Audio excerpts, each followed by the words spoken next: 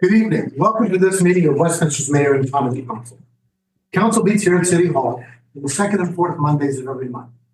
Please note that council meetings, although open to the public here at City Hall, are also available and streamed live from the city's YouTube page, as well as the Community Media Center channel and website. Now I'll begin as we do every meeting with the Pledge of Allegiance, followed by a moment of silence. Pledge allegiance to the flag of the United States of America and to the republic for which it stands, one nation, under God, indivisible, with liberty and justice for all.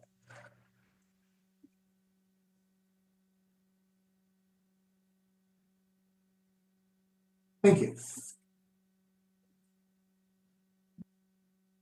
I'd like to ask everybody to please take a moment as a courtesy to everyone to take your cell phones out and make sure that they are silent so that we can see any other electronic. Thank you. Copies of tonight's agenda and the entire information packet the council will be using are available online on the city's website. Copies of the agenda are available here in the front of the room for folks who are physically here at the meeting. We have a couple of presentations tonight, and we'll start working through those. First, I want to thank Commissioner Tom Gordon. It's always nice to see you, Commissioner. Thanks for joining us tonight. Thank you. Our first presentation is on the Enough Act. And several weeks ago, we received a message from the county asking for some time to make this presentation. We're pleased to have Mr. Ed Singer, formerly the county health officer and now the manager of the local management board, to come and share this presentation with us. Mr. Singer, thanks for coming. Yeah, thank you guys for giving us the time. Thank you, Mayor Becker and councilwomen. And again, I want to thank Commissioner Gordon for his support and for being here tonight as we kick off this new initiative, and our director of our department, Celine Speckle. So, and thank her for her support. We got a team from our local management board for children, youth, and families is here tonight with me. Maria Lowry, she's our local care team coordinator. Local care team helps draw a roadmap for families whose kids might be struggling and they need services, and we try to help them figure out how to connect with services. And Addison Esslinger is our new Enough Act coordinator, who will be the face of this program out in the public, and we'll be working a lot in your community here in Westminster. So, where do I point it to get it to move? Hit the right button on the wheel. Oh, right there. There we go. Okay, so what is the Enough Act? I mean, it's an acronym. It's engaging neighborhoods, organizations, unions, governments, and households. It's an initiative that it's first of its kind. It's a state-led, place-based strategy to create poverty-fighting opportunities driven by the communities where they're experiencing this poverty. Based on data and cross-sector partnerships.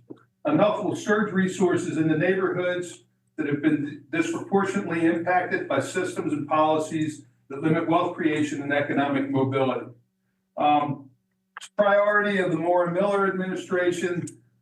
We are here, obviously, talking to you all tonight because you guys are the G in this acronym, governments, and we think that your input on how we engage the neighborhoods that are here in Westminster that we're going to be working with is very important. So we want your feedback. The Enough theory of action, and there are pillars of this Enough theory of action, and essentially we want all residents to feel welcomed, valued, and have a role in the growth of their community. That all children have access to high quality education and care while ensuring smooth transitions from birth until working in a career. That all families have access to affordable, high quality health care, including maternal, mental health, and behavioral health care. And all families can meet their needs, working with dignity and build wealth for the future. All residents of the community feel safe and have access to high quality housing that's affordable, a thriving core, commercial core, recreational spaces, nutritious foods, and transportation. And, you know, your staff here are an important part of this too, as we work on this. And and all of the nonprofits and other organizations in the community. That's why, it's so many organizations we expect to be involved in trying to have an impact. So this cross-sector partnerships, the Enough Theory of Action calls for cross-sector diverse partnerships to engage in collaboration and action with community residents to drive decisions for place-based investments and strategies to increase economic mobility to end child poverty in Maryland.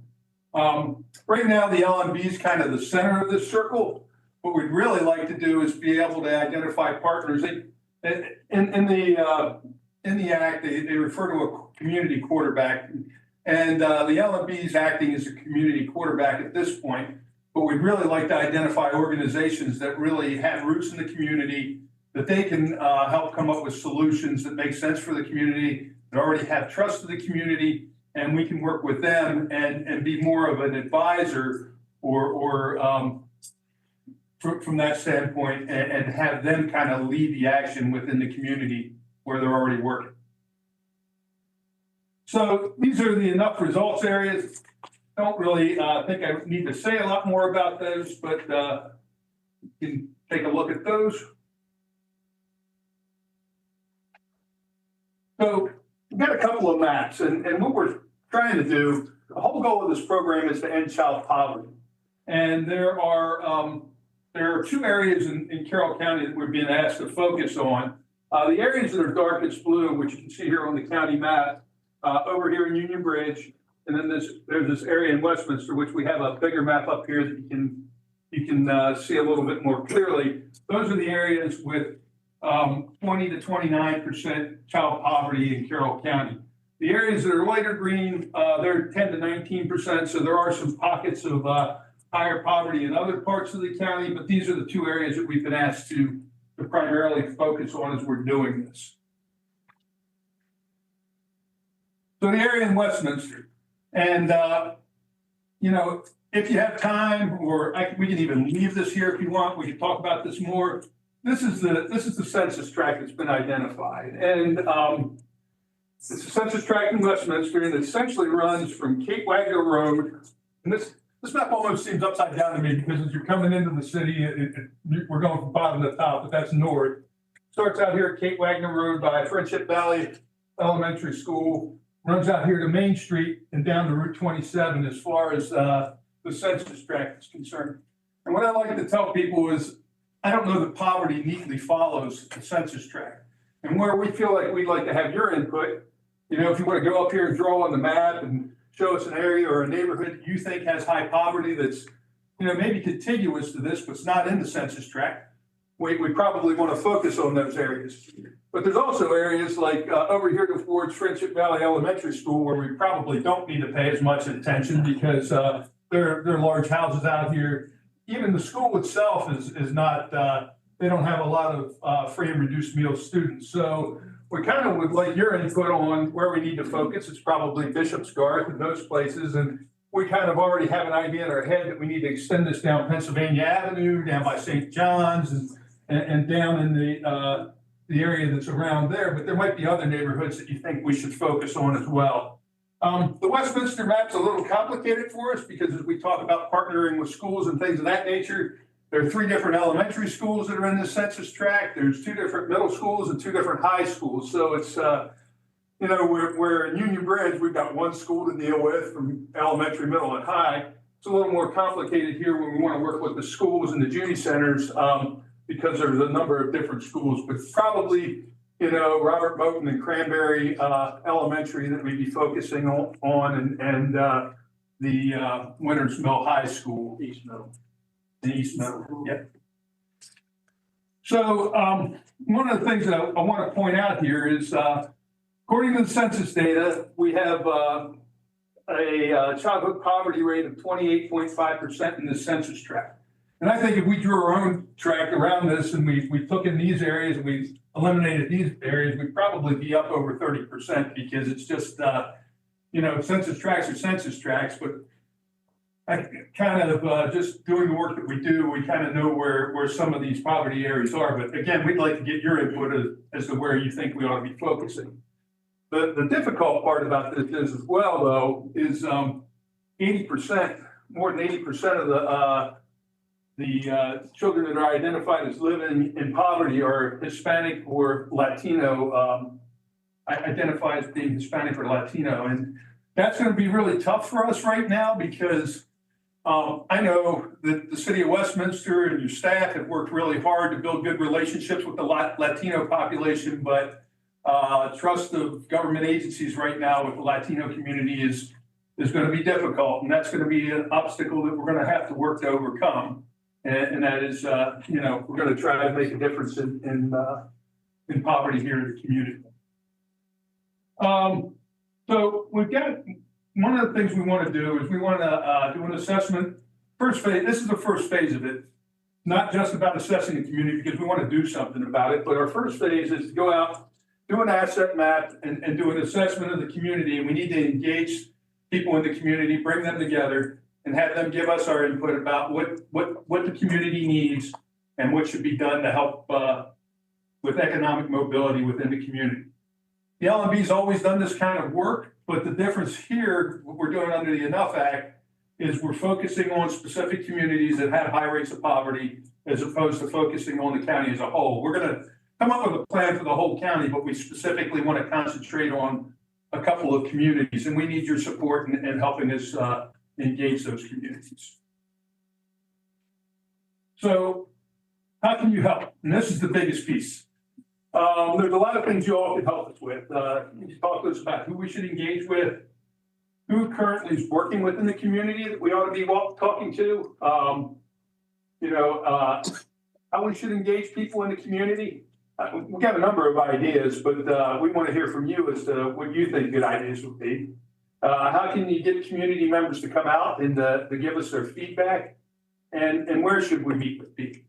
And some of the ideas, I've already been out talking to some of the organizations we know of. I know Boys and Girls Club might be a great place to do this because they're very welcoming to the Latino community and whatnot. And, you know, if you bring the kids in and you have something for the kids to do, and we want to get the parents to give us input on a survey, it might be a way to do it. You know, one of the things we talked about maybe out in Union Bridge was maybe convening a kind of a dinner at the fire hall and having activities for the kids. You know, some of the churches might be a way to do it. So we really kind of need your thoughts on how we best would get people in the community to come out and participate in this process. What's going to be harder about this is right now we don't rise to the level of competitive grants that the state's giving out for the Enough Act, but we've got some ideas about if we figure out things that need to be done, we want to come up with actionable items. What are we going to do, whether it's transportation issues or something like that? We've got the LMB right now. We've got a pilot transportation project because students and a lot of the kids are coming from up here at Winters Mill that are free and reduced meal kids that you don't have a way to get to an internship. You can't go if you're in the public school system. So we've been piloting a transportation project so we could try to get kids out and get them to internships. If, you know, it's kind of makes sense that the kids who are whose families are struggling the most, that we want to give them an internship and see what possible employment opportunities are out there for them. But things like that we might hear from the community is that, and then how do we take action on that? And you know, we might have to look at is there a way we could use the cannabis funds that are coming into the county to help these areas that have been impacted from a socioeconomic standpoint? Or, you know, do we need to go out and talk to Greg Keller or some other foundation or something like that to see if, hey, we've got this idea and the community really thinks this would help, to try to make a difference economically for these families so that they can build some generational wealth. So that's pretty much most of my presentation. We've got a nice high-tech QR code here, and I think Addison has some that are printed out. We've also got printed surveys, but what this would do is it'll take you to a survey that kind of helps guide us as to let you guys give us some feedback as to who we should be engaging with, how we might engage people. You know, I can either leave this map here and you guys can maybe circle some communities you think we need to focus on. You could also just, I think Addison put in the survey, just give us the name of the community and some street crossroads. We can look at it that way. But I really, genuinely, in order for this to work for us, we need to know, how we should engage this area, where we should be focusing on, and we come up with a plan, and we probably will come back to you at some point in time and say, hey, these are the things we're thinking about. How can we work with you? And some of this may be, there may be organizations out there that are doing some work and they just need a little bit of technical help to make it better. I know there's a lot of really good collaboration that goes on in this county, and I'm always really proud of that. And it makes my job a lot easier when I was health officer before, and now doing this work with the LMB, the amount of collaboration we have here and trying to come up with solutions that are right for our community is something that we're really good at here in Carroll County. So we want your input. We certainly welcome your input. If anybody wants to scan the QR code, you can do it now, or we'll just leave some of these printouts with you. And, people that are here in the audience, you're more than welcome to give us your input as well. We're going to be asking for input for the community. This is just step one. Addison's going to be out giving these presentations to some of our nonprofits and other groups. If you know a group that we should reach out to that should hear about what we're trying to accomplish with the Enough Act, we'd be glad to come out and talk to them. So did you bring business cards with you too? So she's got some business cards she'll leave with you guys. And if you guys have any questions, I'll be glad to try to answer them, but that's what we're trying to accomplish. Well, thank you very much. And we certainly be glad to have your card and, and materials. I think we all have copies of the PowerPoint, which has the QR code, so we'll be able to follow up on that. And I think, we're all interested in participating in the survey, and it'd be great if you want to leave the map, and we'll take a look at it along with the staff and, think about the issues that you raised. There's certainly, I think, you're right, we do have a history, particularly working with you, Mr. Singer, and we're happy to try and be cooperative and do what we can to support this community.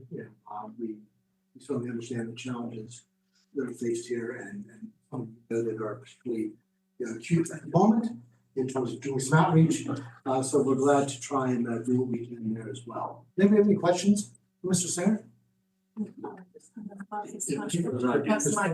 So, Mr. Singer, you sort of touched a little bit on funding sources for this. You talked a little bit about potentially using some of the cannabis money coming back, or potentially going out to,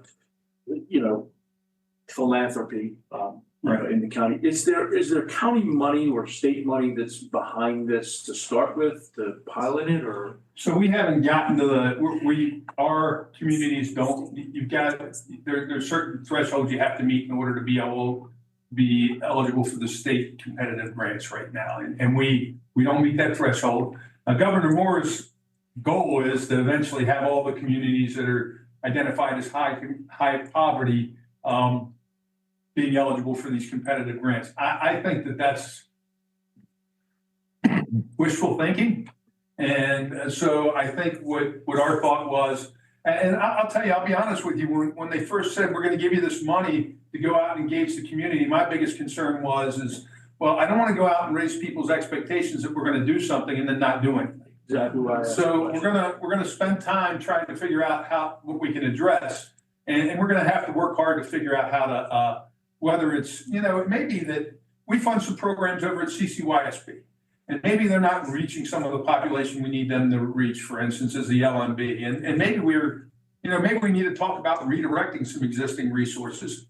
Maybe the cannabis money will fund a small project or something like that. It's, it seems to fit with the purpose of what those funds are there for.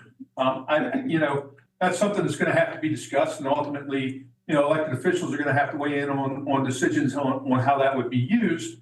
But that's a possibility, and I know in the philanthropic folks we have out there, if you have a really good idea, there are enough foundations out here in Carroll County where if you've got a good idea that you can convince somebody that's going to make an impact, that they might be willing to fund it. I certainly understand that. Wish there was money that was tied to this, that we could say, yeah, absolutely, we've got $1 million to do some projects, but we don't. So we're going to have to figure this out on our own. And I certainly don't want to raise people's expectations and not be able to deliver anything. So it's going to have to be something that we're going to have to figure out. And I think, as a community, we have a good track record. I'll throw out there, for instance, when I was at the health department, we had a lot of discussion about what do we do about the substance use issue and what do we do from a prevention standpoint. And we can't get people to fund certain prevention things because you can't measure it. Everybody wants to measure how many people you save with naloxone or this, that, or the other thing. And, out of the collaboration we had amongst the senior policy group, we decided that what we really needed was after school programs in our middle schools. And, the commissioner said, well, we've got some money and the state had some money and we pulled together about 4 or 5 different sources of funding to kind of kick off after school programs. And, the Boys and Girls Clubs stepped up and said, we can do this, and signed a contract, and they're running after school programs in all but one of our middle schools here now. And I think, something like that from a prevention standpoint makes all the difference in the world because, if you've taken any courses on mental health first aid or anything like that, the most important thing that a child can have is at least one person that cares about them and that they can turn to. And it's not always necessarily going to be their parents in some of these cases, and that's unfortunate. But, with mentorship programs and things like that the Boys and Girls Club have, it's kind of like having an extra parent there. And it's kind of cool. When I do the visits to these sites, I go out and I see, the first thing they're doing when they come in the door is they're checking home access to see if the kids have done their homework. And I think those kind of things make a difference. And so I think from a collaborative standpoint, we're just going to have to figure it out. And it's going to take some hard work. And nothing ever gets done with zero money, but there are people who are willing to give if you can convince them it's the right thing to do. Thank you, Mr. Singer. Thank you, Mr. Glassman. Anyone else? Any questions? Very good. Mr. Shipman, thanks very much. We'll look forward to participating and sharing our thoughts with you. And thanks very much to everyone from the county for being here, including especially Commissioner Whitten. Commissioner, did you want to say anything at all? No, I just wanted to thank you all for your time this evening, and as always, I look forward to meeting with you on other things as they come up. Very good. Thanks for coming. Thank you. Thanks for bringing that.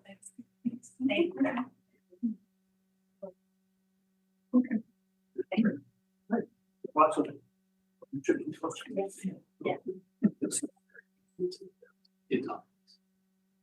So when Dr. Julia Jastin became president of McDaniel College, one of the commitments that she made to the city was that to be more engaged in our community, and we're very pleased to say that she certainly has been.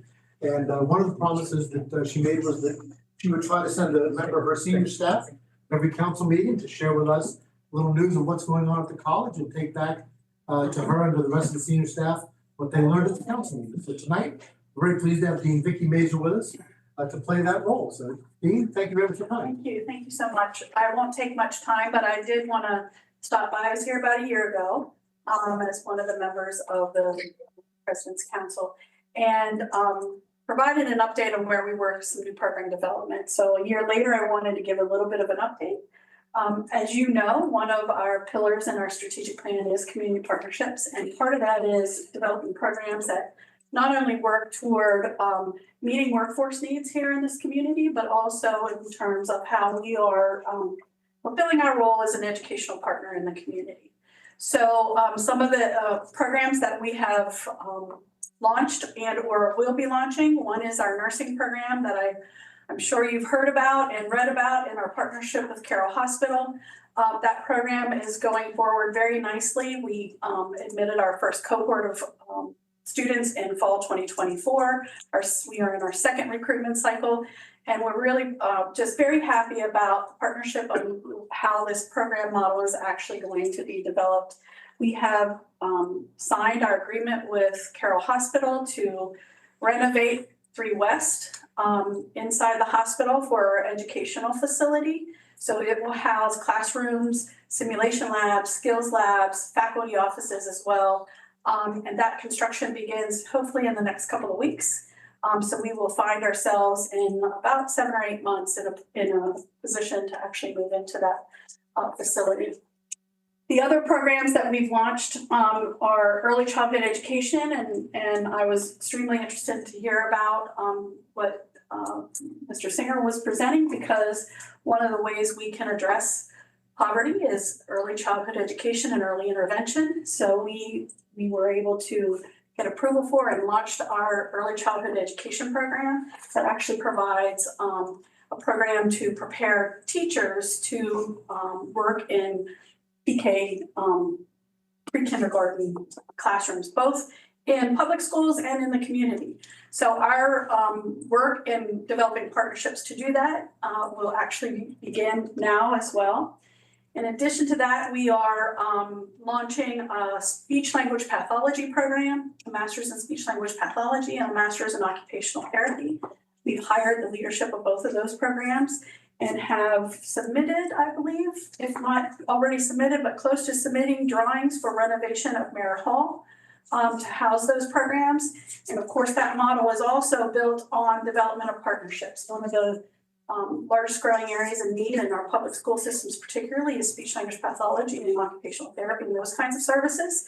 So we'll be providing academic programs that help meet that need for workforce development as well. So we're really excited about these programs. We will launch occupational therapy in summer of 2026 and speech language pathology shortly after in 2027.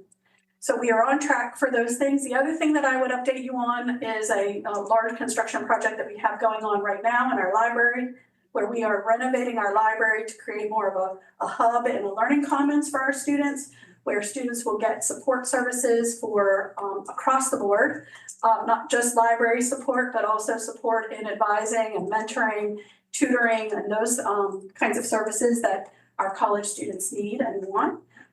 So it's a revitalization of and a reimagination of what a library can do and look like in collaboration with other departments across the institution.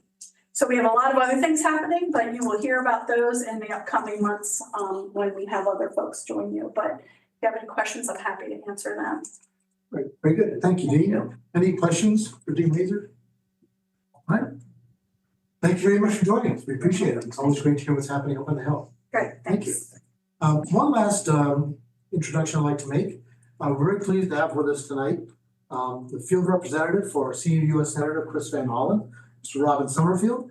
Mr. Summerfield played a similar role previously for Senator Cardin, and we're pleased that he's continuing his public service and brings a wealth of knowledge of Maryland and federal programs, and he's always been a helpful friend, so we're pleased to have him here with us. Mr. Summerfield, would you like to say anything? I wanted to come introduce myself to those who I haven't met and see those who I have met and have known for a long time. It's great to be on Team Van Hollen. As your president mentioned, I worked for Ben Cardin for 17 years prior to this. In a similar role, Frederick West. So Carroll County is a new addition to my portfolio, and I look forward to getting to know what's going on here and see how we can help. Very good. Well, welcome. Thank you. All right. Jump back up to the top of the agenda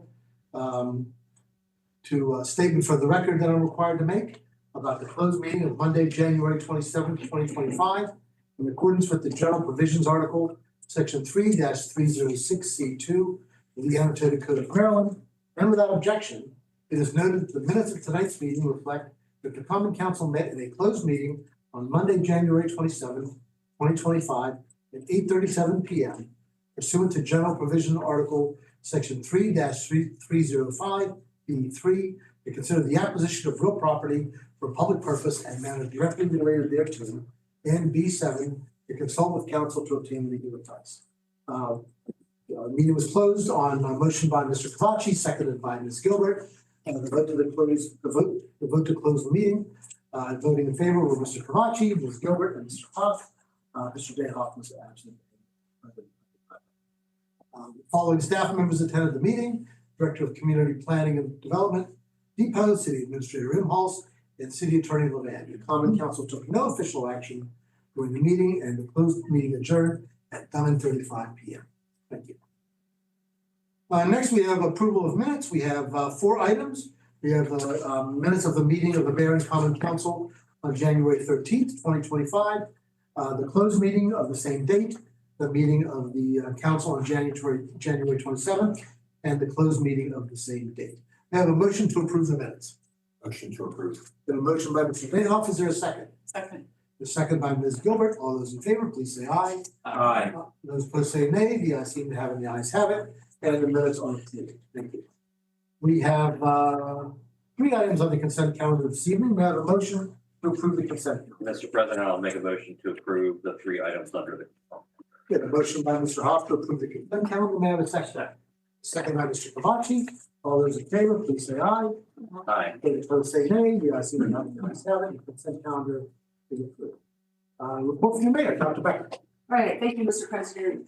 There's only one thing I'd like to make a comment on tonight, and I'm sure for those of you who are watching, for everyone who's here, you've noticed what has been going on in the Carroll County Times and the paper over the last several days. So I'd just like to make a comment at the meeting regarding a situation with Access Carroll that has come up within our region. So I want to start by saying that Access Carroll is an important part of the landscape of Westminster and Carroll County. The organization is beneficial to clients who receive their services. As well, they play an active role in the safety net of programs for Carroll County's most vulnerable residents. The mission statement of Access Carroll reads, and I quote, "To champion health and provide quality integrated healthcare service for low-income residents of Carroll County, Maryland." Access Carroll also states that they are a person-centered and integrated healthcare home for the residents of Carroll County, Maryland, and later state in their documentation that they require proof of Carroll County residency, among other documents, to access health and public assistance services. These statements from Access Carroll's own literature illustrate the importance of the program to county residents. While I speak for myself, I don't think that anyone up here behind the table would disagree that the services provided by Access Carroll are important for Carroll County and Westminster residents. About 2 weeks ago, the council and I were made aware of a project between Sinai Hospital and Access Carroll of an Access Carroll Respite Services Program, which would be placed in Access Carroll existing facility at 10 Distillery Drive in downtown Westminster. This was the first time we had heard of the project, which is located within the municipal boundary of the city of Westminster and 1 block off of Main Street. We had not been notified by any party involved in the project until the last minute. Some of us attended an informational meeting with Ms. Black concerning the project. Ms. Black is a wonderful and caring individual. She has helped place Access Carroll in its success and helped it to grow into the program it is today. While this meeting did include statistical information on the homeless population in Carroll County and highlight the importance of Access Carroll to Carroll County residents, it became clear that the project being proposed was to serve patients of Sinai Hospital and not Carroll County. The project involved a renovation of Access Carroll to include 10 beds for patients to be brought from Sinai Hospital to Westminster. The proposal has a pilot project of 3 years, during which time the residents of the program would be relocated from Sinai to Westminster. They are not residents of Carroll County, whom, according to Access Carroll's mission statement, are the population that they serve. There are several serious concerns regarding this project. The number of non-Carroll County residents who would be seeking service as part of the project would be on the order of about 100 per year.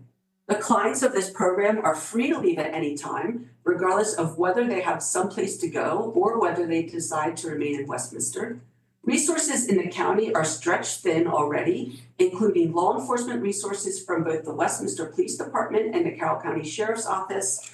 There are concerns about increased crime in downtown, an uptick in the number of homeless individuals on Main Street and the surrounding area, and the aforementioned strain on resources. Not only law enforcement, but a strain put on other organizations which help the underserved community. This proposal is also a cost-saving measure for Sinai Hospital program. According to the information provided from Ms. Black, a 4-day length of stay in Sinai Hospital is on the average of $3,000. But we have been told that the length of stay for patients such as these is 4 to 6 weeks in this program, making that number even higher. Whereas a medical respite facility at Access Carroll could possibly operate at $246 a day. I want to be clear, I do not oppose services for Westminster City residents or Carroll County residents. I'm a supporter of Access Carroll and of many of the other nonprofits which serve Carroll Countyans. Any information to the contrary is misconstrued and misguided and serves only to obfuscate the current situation. Access Carroll's stated mission is to serve Carroll County residents. This proposed project has many concerns, not only from myself, but from citizens who have reached out to me, local law enforcement, and others. As mayor, I am responsible for listening to and representing all the residents of the city of Westminster. And due to the concerns revolving around this project and its consequences, I cannot condone its presence in our city. Thank you, Mr. President. All right, thank you very much, Dr. Becker. Next item on our agenda is reports from our committees. We'll begin as we always do with our liaison to the Community Arts Council, Mr. Dayhoff. No report, Mr. President. Thank you. All right, thank you, Mr. Dayhoff. Economic and Community Development Committee, Mr. Hoff. The only thing I will mention is tomorrow morning is the ribbon cutting for Chicken Salad Chick, which I believe, Mr. Debo, you can correct me if I'm wrong, that's the first in the state that's going to be. I believe so, yes. Yes, so that's kind of exciting. It's in the same strip center where Sprouts is. So I'm sure I'll see some of you there tomorrow. Thank you. Very good, thank you. We have the Finance Committee. I just say that we had a meeting planned for later this week, which we are having postponed because of schedule conflicts, and we'll get that together as soon as we can. I have nothing to report on behalf of the Personnel Committee. Public Safety, Mr. Kavachi. Thank you, Mr. President. I have just one thing that I'm going to touch on. I'm sure most of you recall that years ago the state passed Public Safety Article 3-207E that requires the Police Training and Standards Commission to establish a system by which each law enforcement agent annually files a detailed description of its community policing program. Furthermore, the commission shall annually review each community policing program filed in accordance with 3-517 and provide each agency with any comments for consideration to improve the agency's community policing program efforts. I'll just say personally, I wasn't overly thrilled about the state doing this. I think it's a little bit onerous to some extent on the local jurisdiction and takes a little bit of our authority away relative to our police department, but they did it and we have to follow the rules.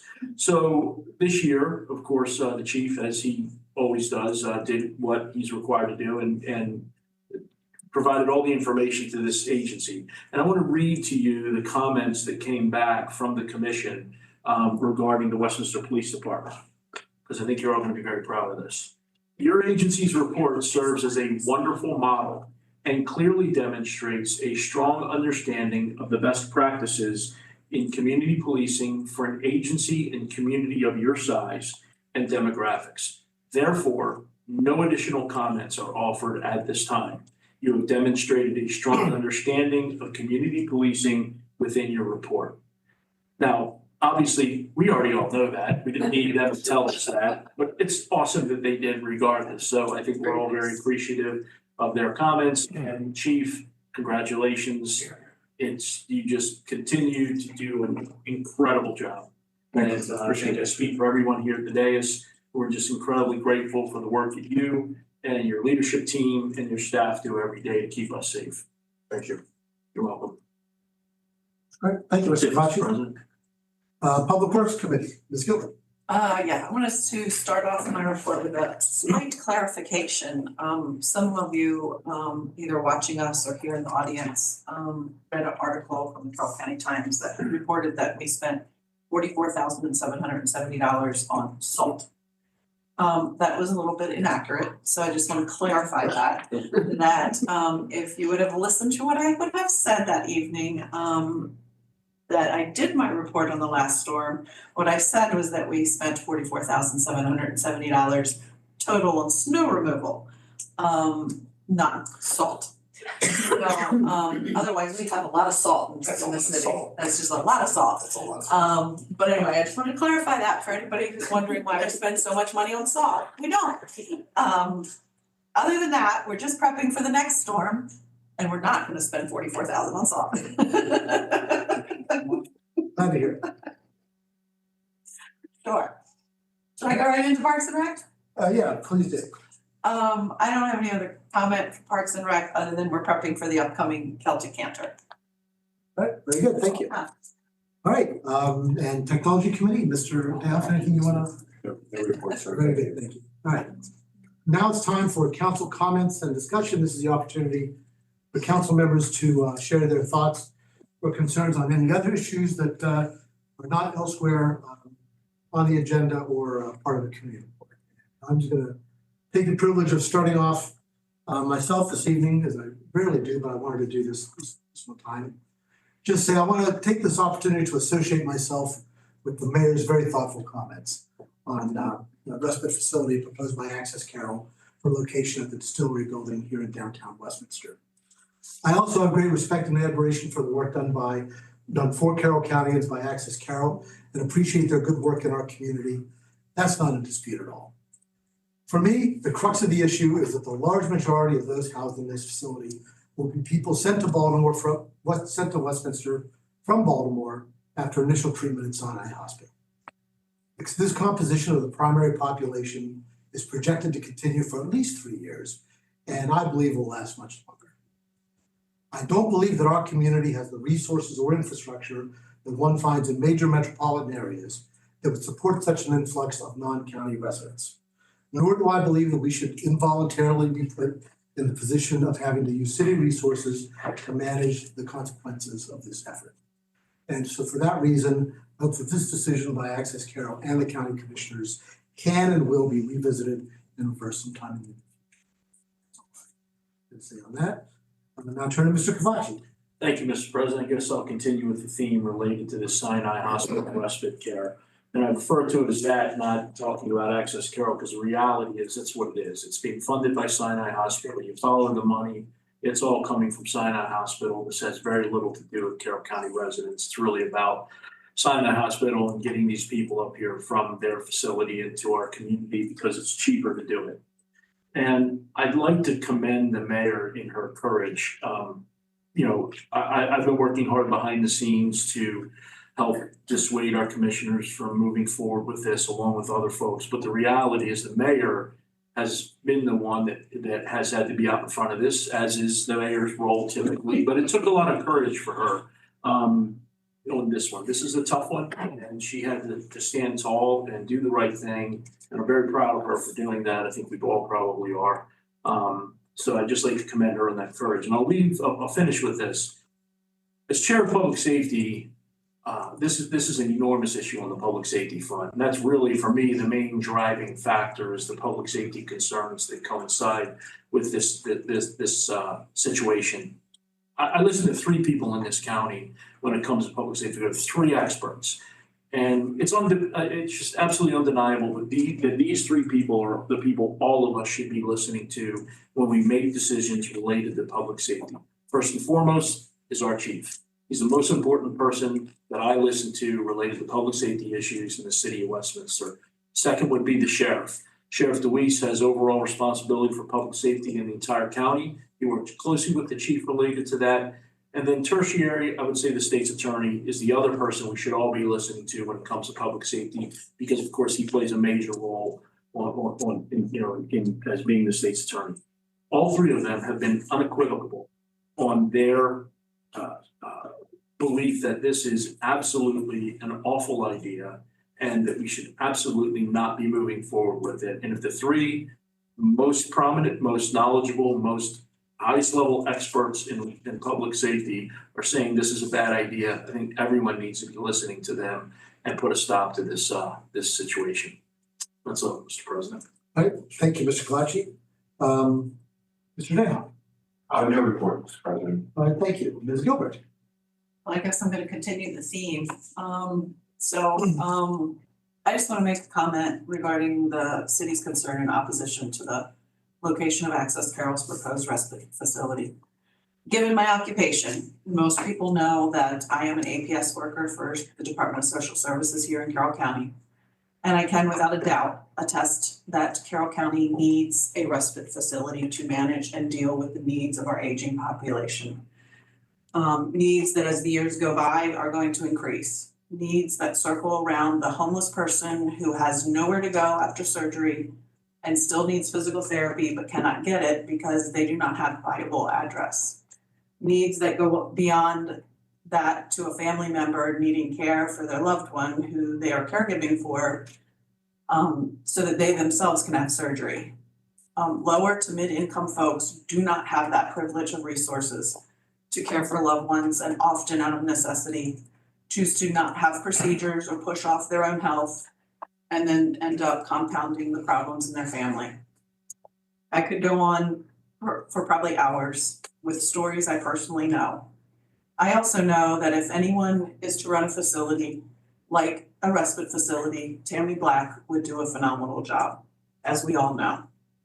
However, although I recognize and understand the needs for a medical respite facility here in Carroll County, and I repeat, here in Carroll County for our Carroll County residents, I find having this facility's funding from LifeBridge contingent on the service of participants from Baltimore City and DC unfair to our county and our city residents, and will end up taxing on our own community resources on multiple levels.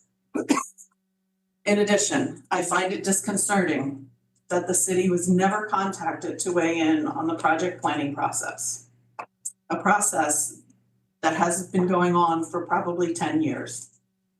An example of terrible planning on behalf of our commissioners, and a very clear example of their lack of concern and respect for the residents of our city, our staff here at Westminster City, and us.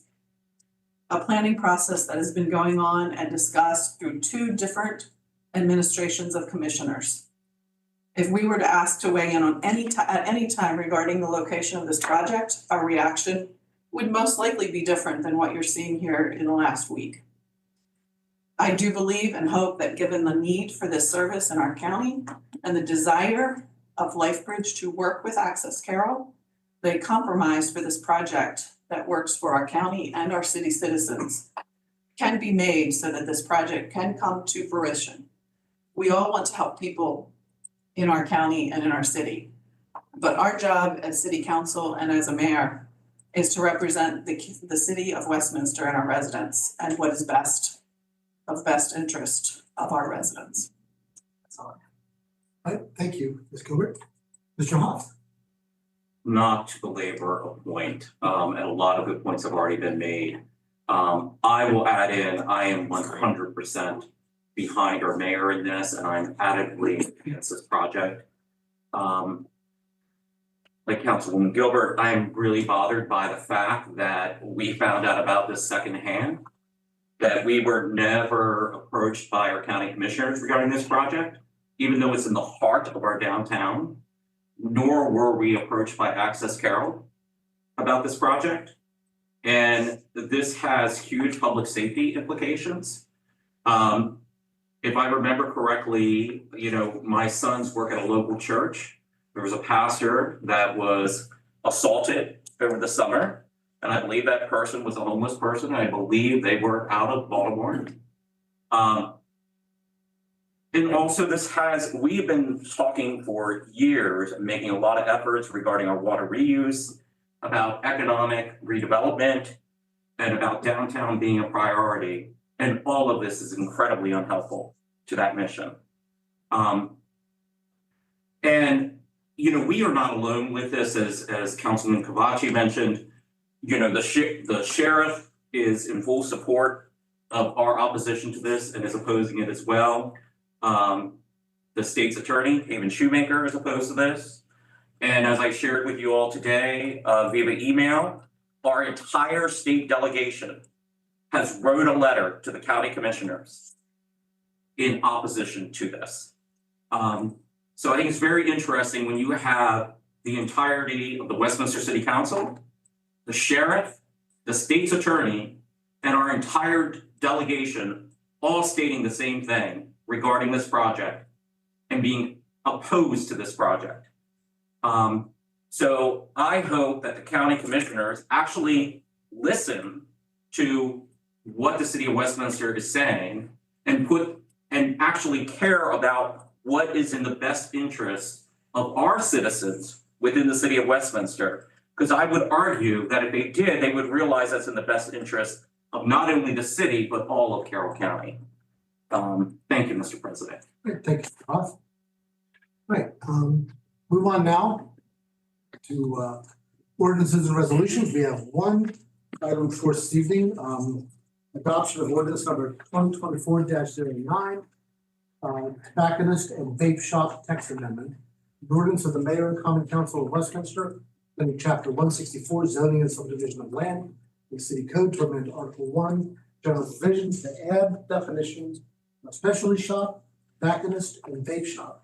Amend Article 7A, mixed use infill zone, Article 8, the business zone, Article 8B, the downtown business zone, Article 9, CB central business zone, and Article 12, PI planned industrial zone.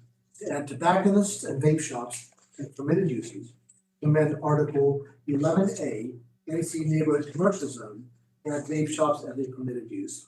Amend Article 20, special provisions, to impose certain restrictions on the location of vape shops, and to renumber without substantive change the list of permitted uses in certain of those zones. Mr. Depot. Thank you.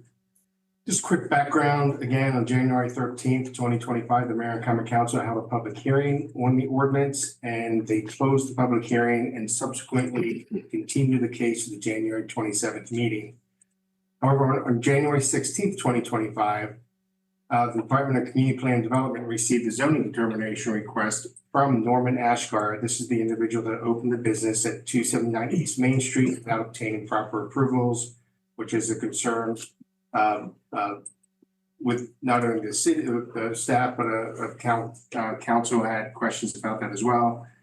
And as to whether selling primarily vaping products is allowed at the property. On January 27th, 2025, the Mayor and Common Council again moved to continue its decision on ordinance 2409 to the February 10th meeting, tonight's meeting. On February 4th, the zoning administrator issued a zoning determination to Mr. Ashgar as well as Mr. Cohen, he's the property owner, via email that the business selling primarily vaping products at 279 East Main Street is today a specialty shop. And pursuant to the zoning ordinance, specialty shop is a permitted use at that property. So this would allow the gentleman that opened the business to continue to come into compliance with the zoning ordinance as a specialty shop, as it is today. Zoning administrator also informed Mr. Ashgar and Mr. Cohen that if ordinance 2409 is approved by the Mayor and Common Council as introduced, that the business may no longer be considered a specialty shop use and therefore may not be able to be initiated after the effective date of the ordinance without meeting the requirements of the zoning ordinance as amended. However, the specialty shop as outlined in the zoning determination may operate as a non-conforming use in conformance with the zoning ordinance. So what that means is if the Mayor and Common Council adopt the ordinance as introduced, this use would actually be considered a vape shop. And in this location, a vape shop would not be allowed because of another location, another vape shop within the vicinity. But with the determination, and they have submitted a site plan to establish the use, under the ordinance today, that use would be a specialty shop and continue as a specialty shop as a non-conforming use in perpetuity. If that use was ever to leave and after 6 months, it could not return as a vape shop unless it was in compliance with the ordinance. So again, this resolves the issue that zoning administrator had with the use operating. We've worked with the applicant and the property owner to work the site and bring the site into conformance. And I think this resolves some of the issues that staff was having as we're moving forward with this text amendment. And then with that, the Department of Community Plan Development recommends that the Mayor and Common Council approve ordinance 2409, amending the zoning ordinance with respect to the definitions of permitted locations of tobacco and vape shops as introduced on November 11, 2024, and provided in attachment 1 of this report, and I'm available for any questions. All right, thank you, Mr. Depot, for that exposition on what has become an amazingly complex. Always seems to be. May I have a motion to adopt ordinance number 2024-09? I'll move to adopt ordinance 2024-09, Mr. President. Thank you, Mr. Cavacci. There's a motion by Mr. Cavacci. Is there a second? I will second. The second by Mr. Hoff. Is there any discussion or any questions for Mr. Depot? Mr. President. Mr. Kavachi? Couple of things. Number one, I'd like to thank Mr. Depot. Contrary to what a few of our local attorneys may try to pretend that the narrative is, he isn't the Grinch who steals every Christmas when it comes to people trying to open businesses up. He went above and beyond to try to work things out with this business owner, who I think really got kind of caught between a rock and a hard place on this. And I commend you on figuring out a solution for him so that young man can live out his dream of having the shop open and still stay within, within our ordinance. So thank you for that. And Thank you. I think we all appreciate you putting in the time and effort to make that happen. I'd also need to admit to thank Mr. Tom Gordon. I'm sorry, Tom Gordon. Tom was here earlier. Tom Cannon, he was here with us this evening. He's actually. With whom there is no comparison. Mr. Cannon owns a brand new shop on Main Street called Tobacco on Main that I got a little sneak preview to see what it's going to look like. It's going to be awesome. But he spent a lot of time and effort helping craft a few parts of this because we wanted to make sure that we didn't ensnare some businesses that don't necessarily fall, that we didn't want to get caught up in this whole thing in terms of what we're doing here with this ordinance. So he worked with Mr. Depot, spent some time making sure that we crafted this with some expertise in the field. So I'm grateful that he took the time to give us some time for that, and we appreciate that. And also, while I have the floor for a second, very excited about the shop opening and hope everyone that's watching this will pay you a visit. So that's all I have, Mr. President. All right, thank you, Mr. Kavachi. Anyone else wish to be heard? Hearing no further discussion, move on to a vote. All those in favor of adoption of ordinance number 2024-09, enacting this vape shop tax amendment, please say aye. Aye. Those opposed say nay. The ayes seem to have it, the ayes have it, and the ordinance is adopted. Thank you. Thank you. Next item is unfinished business. There is no unfinished business. Which I'm aware, does anybody have any unfinished business?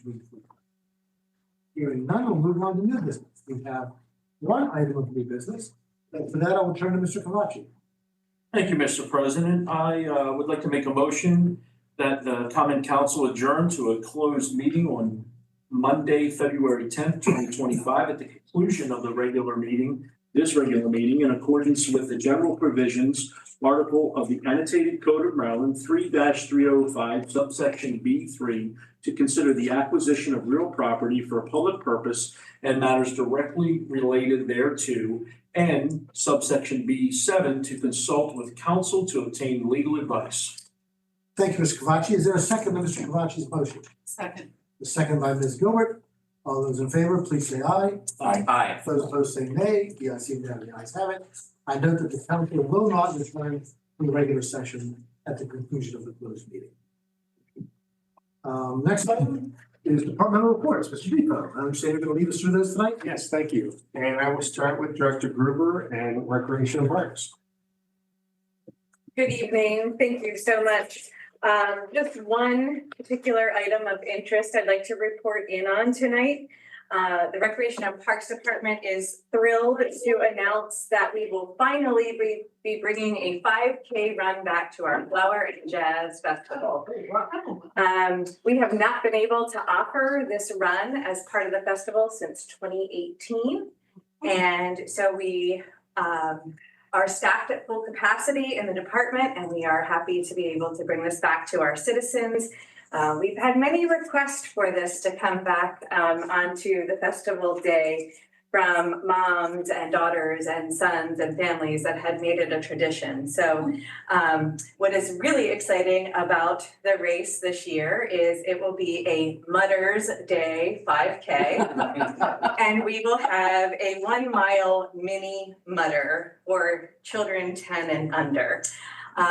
This exciting event will be held out at Wakefield Valley Park at 9 a.m. on Saturday, May 10th, which is also the date of Flower and Jazz.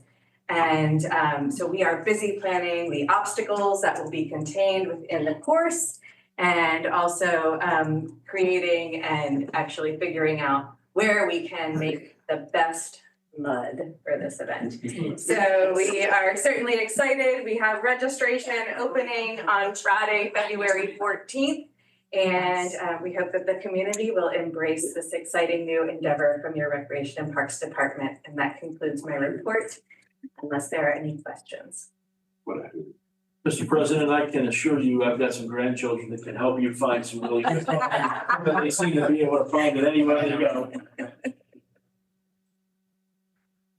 Any other questions? Ms. Brewer? Not seeing any? Ms. Gilbert? Mr. Depot, yes, I have one question. Did you say the Saturday before Flower and Jazz or before Mother's Day? Well, Flower and Well, Jazz Flower and is, Jazz is before, but never mind. So it is the Saturday before. it is on On Flower and Flower Jazz. Jazz, which is the Saturday right before Okay. Mother's Day. I So just May wanna make 10th, sure. yes. All right. Thank you. Not seeing any other questions? Director Moore and IT Department. Thank you. I do not have anything to share tonight, but I'm here for any questions. Any questions from Mr. Moore? Not seeing any. Mr. Director Brown with Housing. Thank you. I just want to mention one thing. If you listened to and saw the weather report, there is an event that's coming. We don't know how much snow it's going to be, but there's going to be some snow. I know that the streets department is going to be doing its job and making sure that all of the streets are clean of all of the snow. We're just reminding property owners and those that occupy property that there's a requirement in the city code that 24 hours after that event that they need to clean the walkable sidewalks so that it doesn't create a public safety issue. And we're going to do our best to try to get that communication out as quickly as we can. So members of the community will be reminded of it and do their best that they can to assist the city in making sure that the citizens stay safe. So that's all I have. Any questions for Director Brown? See any? Director Rogers, Finance Department? Thank you, Mr. Depot. I do not have a report tonight, but happy to answer any questions you might have. Any questions? Not seeing it, then I'll move on to myself. Community Development. On February the 4th, the Board of Zoning Appeals meeting, at the meeting itself, the applicant appealing the zoning administrator's September 27th initial notice of a violation for 79 East Main Street for the unapproved operation of a business, which we just talked about, withdrew the case. And that was due to the zoning determination that was provided. The Board of Zoning Appeals then heard and approved BZA case number 2501, an amendment to the special exception multifamily detached dwelling use. This is the apartments across the street from the gas station, the intersection of Washington and Main Street. And this was solely to allow for a 32 square foot sign, and that was approved for the multifamily use. On February the 5th, the Historic District Commission approved facade improvement application FI 2501 and tax credit application TC 2501 for 31 West Main Street to replace 14 windows in the Autonomous Robotics Innovation Center space. So all those industrial windows you see on the side and back, they did gain approval for both the facade improvement tax credit for that replacement. The Historic District Commission also approved the facade improvement application FI 2502 for 4 West Main Street. This is Johansson Restaurant to paint the building and brick repair. The Historic District Commission also discussed its implementation plan, the nation's 250th anniversary, the Historic District entrance signage, and Historic District street signage. We are looking at replacing street signs in downtown Westminster Historic District with historic signs, as well as nice entrance signs as you're entering the Historic District. And with that, I'd also like to thank Director Gruber for meeting with myself and the Economic Development Coordinator to talk about the plans for the 250th. We're still at the beginning stages, but she came up with some wonderful ideas that I think is going to make that a nice year. And with that, I'm available for any questions. Mr. Depot.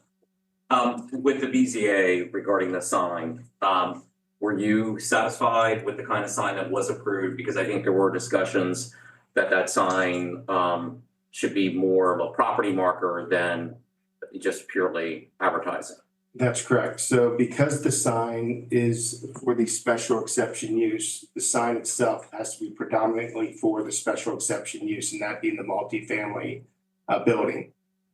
We have reached out to the applicant. There's another option they might go look into to maintain the sign that's there, but for what was approved by the Board of Zoning Appeals, it would have to be a new sign where again, predominantly it would say Main Street Muse with information of who manages it on it as well. Okay, good. I just, so that was the decision of the BZA. Good. Yes. Okay, thank you.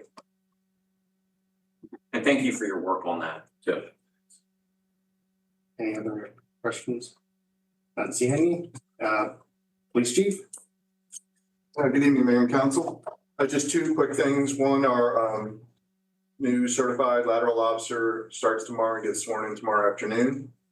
And second, in a follow-up to some of the improvements we made in the police department, we had put a monitor in the officer's room.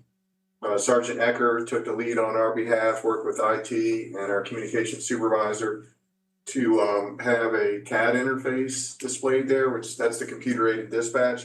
So what that'll do is it'll allow us to have running calls for service. They can click on it, open the notes. Supervisors can kind of monitor, have access to the visual of the CAD system on that monitor, which is, I think, a very good tool to have in place. And then we also have our crime dashboard up there, which is the daily updated interface that shows where and when we have any public safety issues. It was put together by our GIS specialist within IT. And it's a great tool for roll call. It's a great tool for the officers coming back from days off to be able to look at if there are any crime events in their beat, so to speak, and also for deployment strategies. So they can pull up, you can pick any type of category you want on the drop down, as little as you want or as much as you want. You put in your date and time range, and it'll give you all your data points, and then you can use that data to strategize and deploy accordingly. So looks great. Kudos and thanks to IT and Public Works for helping us out and to the folks in our department who stepped up. That's all I have unless you have any questions. Any questions for Chief Lidwell? Sounds like the personification of data-driven policing. Yes, sir. And with that completes departmental reports. All right, very good.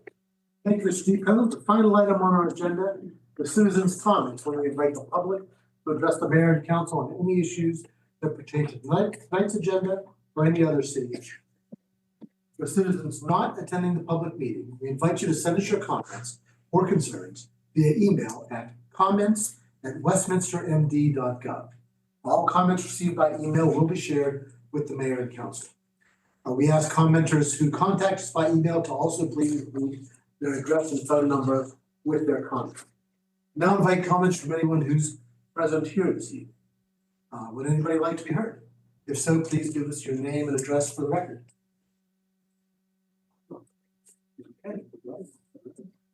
Mr. President, Mayor. Mr. Summerfield. Yes. Robin Summerfield, my address is Rawlings, Maryland, but I'm here with Senator Van Hollen. First of all, I want to congratulate the chief on that fine report that you received. That speaks volumes about the quality of police work you're doing here, so congratulations. Appreciate it. Two things that I want to share. We will be taking requests from cities and nonprofits for congressional directed spending projects this year. I would love to come out here and talk to you guys, your team, about any projects you'd like to submit, so we can make sure that you have any questions answered that you may have about how those might be submitted. We have needs. So I'm happy to get together with your team, come out here and see what you got going on. Lastly, I just want to share that Senator Van Hollen and Senator Alsbrooks will be hosting a joint town hall, online town hall Wednesday night at 7:30 to respond to and address concerns of federal employees, nonprofits, local governments, and to take questions and concerns from the community. So I will share that information with your team, so you can log on to that if you'd like. It will be live streamed as well on the senator's website for anyone who just wants to watch it. But I will share the information with you so you can share with your citizens if they'd like to actually log in and participate. Very good, thank you. Thank you very much. Thanks, Senator Van Hollen, for sending you out there. We appreciate it. It's my honor, my pleasure. And now I'll let you go to your closed meeting. So thank you all very much. Thank you very much. See you soon. All right, well, that concludes our agenda and the meeting. Our next regular meeting will be Monday, February 24th. And with that, I hope everyone's careful in the snow and we are adjourned.